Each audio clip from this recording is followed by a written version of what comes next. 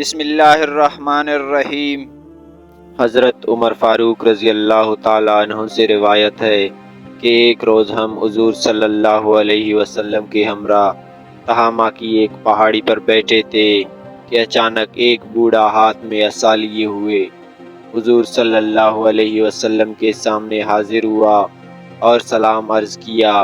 حضور صلی اللہ علیہ وسلم نے جواب دیا اور فرمایا، اس کی آواز جنوں کی ہے۔ پھر حضور صلی اللہ علیہ وسلم نے اس سے دریافت کیا، تو کون ہے؟ اس نے عرض کیا، حضور میں جن ہوں، میرا نام حامہ ہے، بیٹا ہیم کا، اور ہیم بیٹا لاکیس بیٹا ابلیس کا۔ حضور صلی اللہ علیہ وسلم نے فرمایا، گویا تیرے اور ابلیس کے درمیان دو پشتیں ہیں۔ پھر فرمایا، اچھا یہ بتاؤ تمہاری عمر کتنی ہے؟ اس نے کہا، یا رسول اللہ صلی اللہ علیہ وسلم، جتنی عمر دنیا کی ہے اتنی ہی میری ہے، کچھ تھوڑی سی کم ہے۔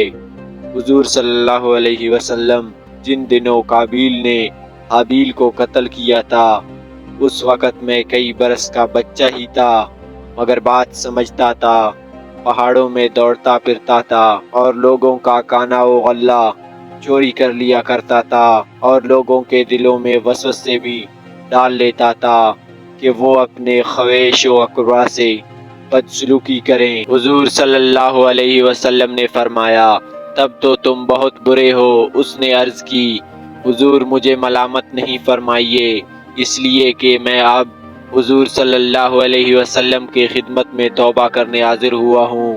یا رسول اللہ صلی اللہ علیہ وسلم، میں نے حضرت نوح علیہ السلام سے ملاقات کی ہے، 1 سال تک ان کے ساتھ ان کی مسجد میں رہا ہوں، اس سے پہلے میں ان کی بارگاہ میں بھی توبہ کر چکا ہوں۔ حضرت ہود، حضرت یعقوب اور حضرت یوسف علیہ السلام کی صحبتوں میں بھی رہ چکا ہوں اور ان سے تورات سیکھی ہے، اور ان کا سلام حضرت عیسیٰ علیہ السلام کو پہنچایا تھا۔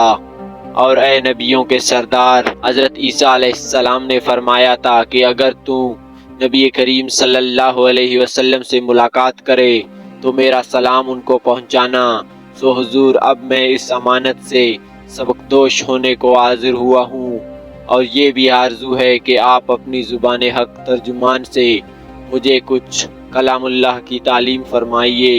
حضور صلی اللہ علیہ وسلم نے اسے 3 سورتیں تعلیم فرمائیں اور یہ بھی فرمایا کہ اے حامہ، جس وقت تمہیں کوئی احتیاج ہو پھر میرے پاس آ جانا اور ہم سے ملاقات نہ چھوڑنا۔